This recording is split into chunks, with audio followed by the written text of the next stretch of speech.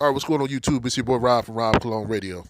Coming back at you one more time again. Make sure you subscribe and hit that bell so you get notifications when I upload videos.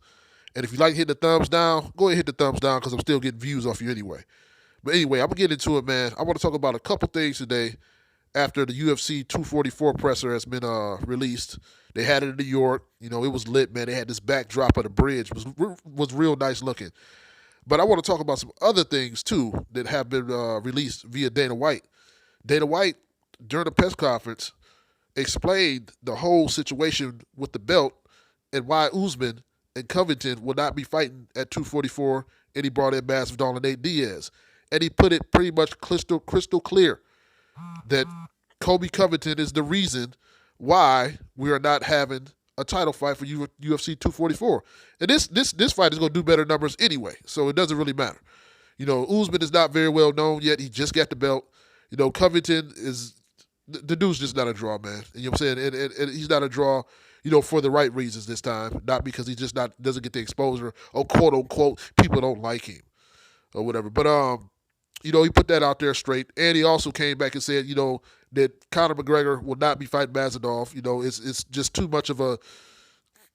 Listen to what Masvidal says in the presser. I'm gonna let him say it, but you look at everything now, and what this win for Masvidal can mean for him as far as his position as a mixed martial artist and in the UFC. This dude can end up being the face of the UFC very easily with a win if he has a convincing win. Say if he go in there and TKOs or knocks out Nate Diaz in the first round, his name is already all over the place right now.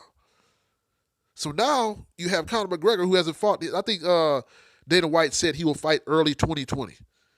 If Masvidal comes in here and knocks this dude out in the first round and then calls out or says anything about fighting with Conor McGregor or Conor McGregor being scared to fight him at 155, this dude instantly becomes the face of the UFC and possibly mixed martial arts. You know, but you look at everything that's happened to Masvidal, and I look at him, and he comes from that era of guys like Crazy Horse Bennett, who just had crazy talent, but never really applied, you know, full energy into being a mixed martial artist. We're just surviving off talent, and we're fighting top tier guys that were, you know, taking mixed martial arts serious. You know, but I can tell how this guy's moving and the way he's talking. This dude is taking this stuff serious. And if you go watch tape on this dude, I wouldn't even do it. I wouldn't even watch any old tape because this is a totally different fighter right now. This dude is a totally different fighter right now, man. You look at the old Bulldog fights, man, and, you know, a couple Bellator fights back in the day, and even his older UFC fights. This is a totally different animal right here. Ben Askren found out. Darren Till found out. If you look at the Darren Till fight, man, Masvidal had caught that dude. It was kind of like the Cormier knockout of Stipe. Had caught that dude a couple times with that punch, and he just didn't respect it. Caught him on a button, bam, out of there. But with a win over Nate Diaz, Masvidal instantly becomes the face and the name of the UFC and the biggest star the UFC has. You know, he has that crossover appeal. You know, cats from the hood can support him. You know, a lot of people who actually watch the sport, even if they're not from the hood, they identify with him, man, because he's a dude that keeps it 100.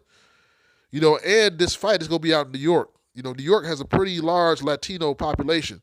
So this thing is probably going to sell out very easily. I think they said it already had sold about half the tickets. Don't quote me on that, but I think it already sold about half the tickets. But I'm psyched about this card.